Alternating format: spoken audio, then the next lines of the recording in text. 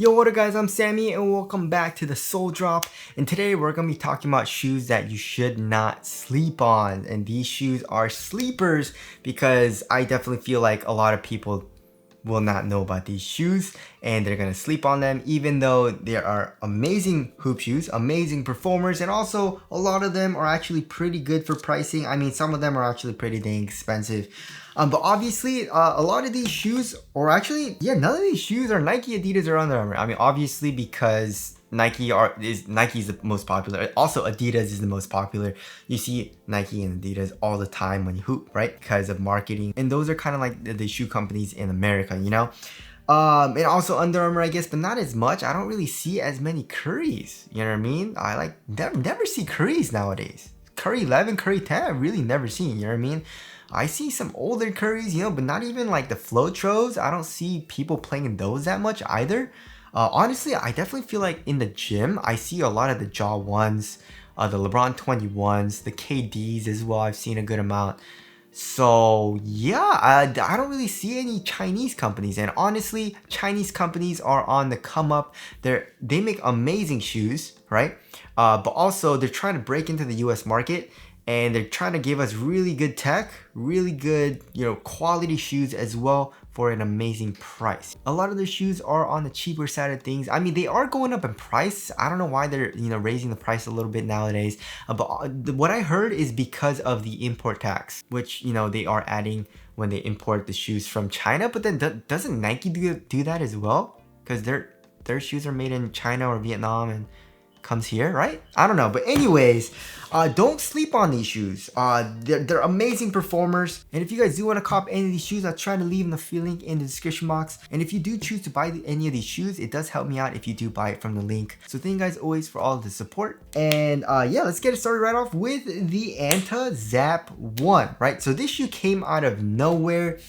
So I did check some of the other sites. They are going for like 160 to like 170 bucks, right?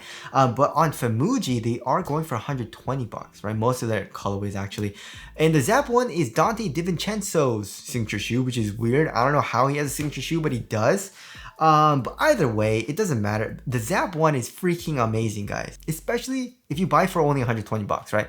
I mean, the shipping, you might have to pay for shipping a little bit, but still, like, even if it's like 150 bucks, the tech that you're getting is really, really nice, right? So first of all, the traction is top tier, guys. It has an amazing bite on a clean core. Also pretty minimal dust pickup. And if it does pick up dust, it's a very easy wipe. The cushion also is absolutely amazing. You have good compression from the actual midsole, but also you have full length N2 foam and you have a soft mesh sole, right? The full length N2 foam isn't super thick, so it's not super easy to feel. It's not super soft, but it's definitely better than a lot of other shoes. Like, I would say it's probably top 10, probably maybe even top 5 for me personally for step and comfort, not including like Zoom Strobel units, you know.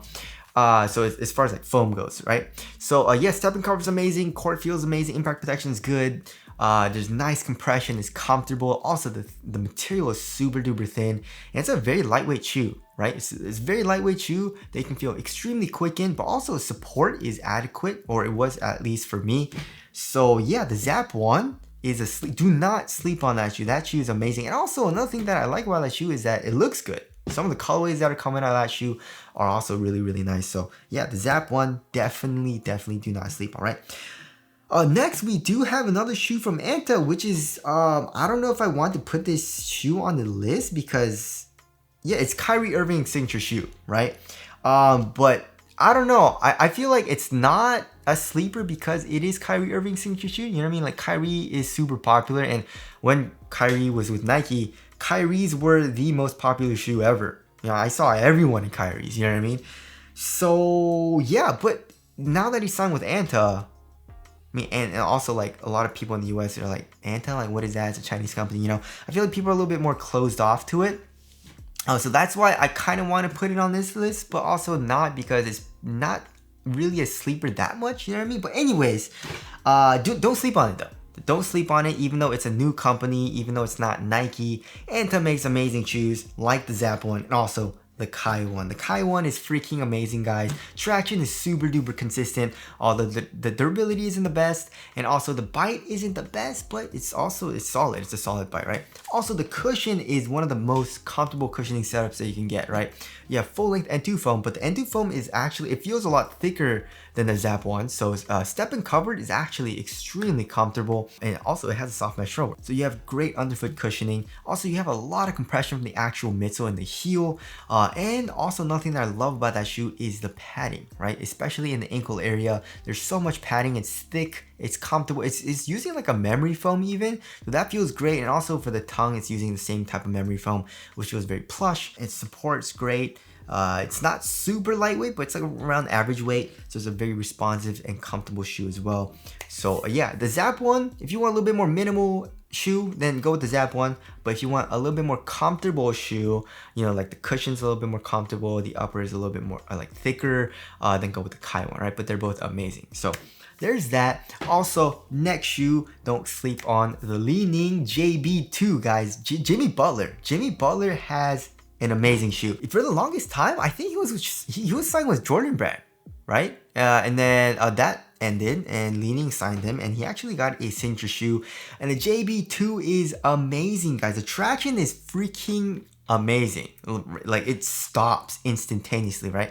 So if you've tried the flows on a clean court, it stops literally instantaneously, like almost too hard.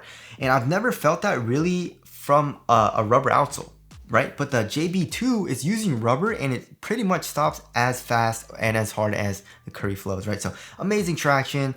The cushion also is super bouncy. It's using full length boom. It has a full length carbon fiber setup that's sandwiched in between the boom. It's just bouncy, you know what I mean? And it's kind of comparable to Zoom. I mean, obviously it's not as bouncy as Zoom, but it kind of reminds me of like full length Zoom, which is amazing. The upper is supported, but also thin. Ventilation is still pretty good. So yeah, the JB2, definitely do not sleep on it. But the thing that sucks about it is the price. It's freaking expensive. It's hard to get in the US as well, but Famuji does have it available. So there's that. And next, also, we got the li-ning Liren 4, and one shoe that I really want to try out is the Liren 4 V2, which is a low top, and it's also like a textile or kind of like a knit material, but the regular Liren 4 is like a mesh material. But anyways, that is the bounciest setup that you can get as far as foam goes, right? Obviously, not like foam isn't really gonna beat Zoom, because that's literally just like a plastic bag filled with air. But yeah, it's using full length boom, and it's freaking bouncy. I love that cushioning setup. And then the traction also is solid. It's like a herringbone traction pattern. It does pick up a little bit of dust, however, but if you're playing on a clean court and keep up with your wipes, you should be fine. Support's great. You know, it's supportive where it needs to be supportive. And also it's overall like pretty lightweight. You know what I mean? Like it's around average weight, but it does feel responsive for the shoe. So Liren 4, amazing, but also again, just like the JB2, it's freaking expensive. So just be careful with the pricing, but don't sleep on it. It's an amazing shoe. All right. Next, we got the 361 degrees AG4. So the AG4 surprised the hell out of me. And it was one of my favorite hoop shoes of last year's. And the AG5 should be coming out soon, but the AG4 is, I mean, it was $100. They did increase the price. I think it's like $130 now, which sucks. Why did they increase the price, man? $100 was perfect. It was perfect. Why, guys? But anyways, the performance of the AG4 is absolutely amazing. You had a soft mesh shower, which is, I love the cushioning setup in that shoe. And also the traction is solid, support's great, and also the quality of the material is pretty dang nice. It's like a knit material, kind of like interwoven very, very tightly together. So the quality feels nice, it's supportive, overall thin too. So the AG4 is super duper nice. Next, the 808-3 by way of weight. The 808-3 is super nice. It's only $120, but it's not really available anymore. But they also do have the 808-3 Ultra and the 808-3 Ultra V2, which is the shoe that I would recommend, right? So it's $160, which is kind of expensive, but the traction is phenomenal. We got a full length drop-in boom midsole, which is freaking nice. It's pretty dang bouncy in the heel. Support's great. It looks amazing. So yeah, the 808-3 Ultra V2, super duper nice. Next, we got Austin Reeves' signature shoe, which is the Regor AR1. So it's just a really solid shoe. Traction is top tier. The cushion also, it's a little bit on the stiffer side of things, but it is using a soft mesh strobe board, so a step and comfort is actually kind of nice. There's a little bit of compression in the heel as well from the midsole. The upper also for only $100 is nice. The quality is great. It's supportive, but conforms to your foot very well. So the AR1, it's a really good guard shoe that has amazing support, right? It's a little bit more of a stiffer feeling shoe than like, I would say like than all the other shoes on this list, but you know, it's still a pretty nice feel, right?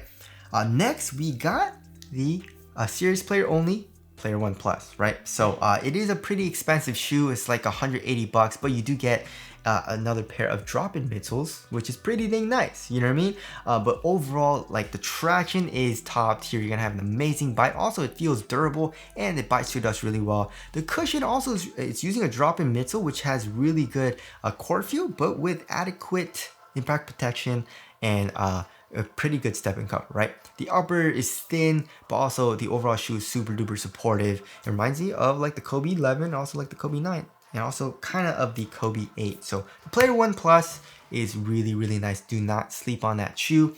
And last but not least, we got the cheapest shoe on this list at only $100, which is the Way of Wade Flash, or I guess just a Wade Flash.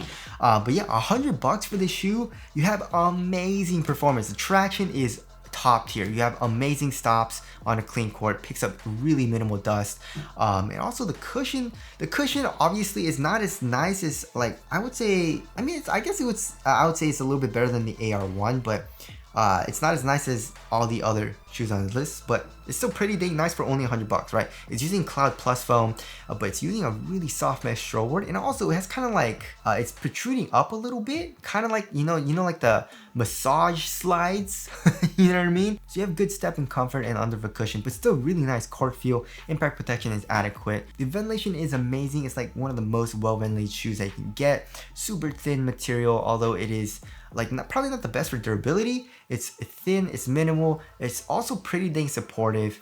So yeah, the Wade Flash. Also, it's a really nice looking shoe, and all the colorways that have come out are amazing. So yeah, don't sleep on the Wade Flash either, right? But yeah, as far as like shoes that you shouldn't sleep on, I think that's it. You know what I mean? I guess, what else is there?